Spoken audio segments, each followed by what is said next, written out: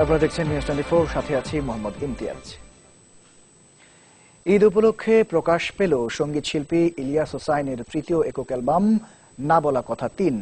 রোববার সন্ধ্যায় রাজধানীর একটি রেস্তোরাঁয় অ্যালবামটির মোড়ক উন্মোচন করা হয়। এ সময় উপস্থিত ছিলেন ফেরদৌস ওয়াহিদ, আরিফিন রুমি সহ সঙ্গীতাঙ্গনের অনেকেই। না বলা কথা ৩ অ্যালবামে গান রয়েছে মোট 12টি। এতে শিল্পীর সাথে 3টি দ্বৈত গানে কণ্ঠ দিয়েছেন অরিন, শশী ও নদী। প্রযোজনা প্রতিষ্ঠান সুরঞ্জলি থেকে প্রকাশ হওয়া অ্যালবামটিতে গান লিখেছেন জাহিদ আকবর, তারেক আনন্দ, সোমেশ্বর অলি, জিয়াউদ্দিন আলম সহ আর অনেকেই। 2012 সালে বাজারে আসে ইলিয়াস হোসাইনের প্রথম একক অ্যালবাম না বলা কথা। পরের বছর প্রকাশ হয় না বলা কথা 2। আন্তর্জাতিক প্রসঙ্গ, ভারতের উত্তরাঞ্চলে টানা 4 দিনের ভারী বৃষ্টিতে বিপর্যস্ত হয়ে পড়েছে জনজীবন। বৃষ্টির কারণে রোববার প্রাণ হারিয়েছে 9 জন, আহত হয়েছে আরো 3 জন। এদিকে অতিবৃষ্টির কারণে জম্মু ও কাশ্মীর, হিমাচল প্রদেশ, উত্তরাখণ্ড এবং উত্তরপ্রদেশে ভূমিধস হয়েছে। ধসে পড়েছে বেশ কিছু বসতবাড়ি। উত্তরপ্রদেশে বাড়ির ছাদ ধসে মারা গেছে 6 জন। কাশ্মীরে ভূমিধসে প্রাণ হারিয়েছে আরো 2 জন। এছাড়া উত্তরাখণ্ডের রাজধানী দেরাদুনে খাবার দোকানের ছাদ ধসে এক নির্মাণ শ্রমিক নিহত হয়েছে। ভারী বৃষ্টি আর খারাপ আবহাওয়ার কারণে সাময়িকভাবে স্থগিত করা হয়েছে অমরনাথের তীর্থযাত্রা। বন্ধ রয়েছে শ্রীনগর জম্মু মহাসড়ক।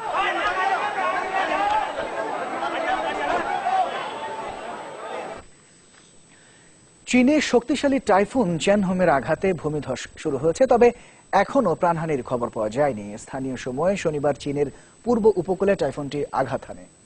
এতে ভেঙে পড়েছে ঝেজিয়াং প্রদেশের টেলিযোগাযোগ ব্যবস্থাও। প্রদেশটির 5টি শহর, 23টি কাউন্টি এবং 179টি পৌরসভা ক্ষতিগ্রস্ত হয়েছে।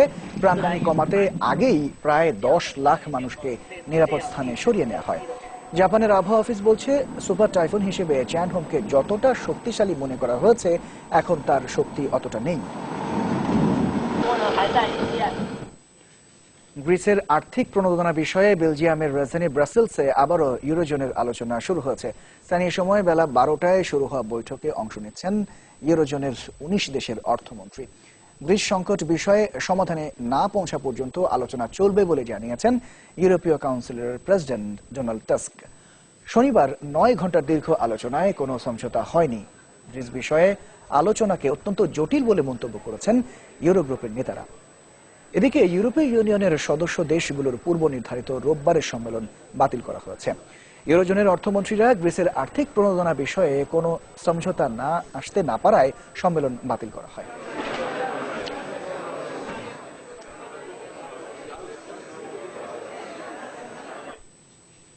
আবারও খেলার খবর, টেনিস প্রসঙ্গ। ফেডারারের স্বপ্ন ভেঙে তৃতীয়বারের মতো উইম্বলডন শিরোপা জিতল নোভাক জকোভিচ। ফাইনালে সুইস তারকাকে 7-6, 6-7, 6-4, 6-3 গেমে হারিয়েছেন এই সার্বিয়ান। প্রত্যাশিতভাবেই জোকো ফেডেক্স লড়াইয়ের শুরুটা হয় জমজমাট। প্রথম 2 সেটই গড়ায় টাই ব্রেকে। প্রথমটি জকো জিতলেও দ্বিতীয় সেটে ঘুরে দাঁড়ান ফেডেক্স। তবে এরপরই ছন্দে ফেরেন নোভাক জকোভিচ। তৃতীয় ও চতুর্থ সেটে প্রাধান্য বিস্তার করে সহজেই শিরোপা জিতে নেন এই সার্বিয়ান।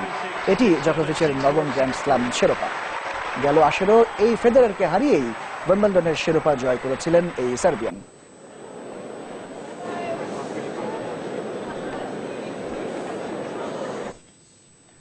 দর্শকের সাথে শেষ করব নিউজ 24, তবে যাবার আগে শিরোনামগুলো জানিয়ে দিচ্ছি আরো একবার। Beating the batsman. Well, he's not waiting anymore. It's gone up. Bangladesh has won, but that might have touched the hand. But what a terrific ending! দাপুটে জয়ে দক্ষিণ আফ্রিকার বিরুদ্ধে ওয়ানডে সিরিজে সমতা আনলো বাংলাদেশ। নিশ্চিত হলো চ্যাম্পিয়ন্স ট্রফিতে খেলা। চ্যানেল 24-এর সংবাদ প্রচারের জের। জামিন জালিয়াতির ঘটনায় মামলা, পেশকার মোসলেউদ্দিন গ্রেফতার।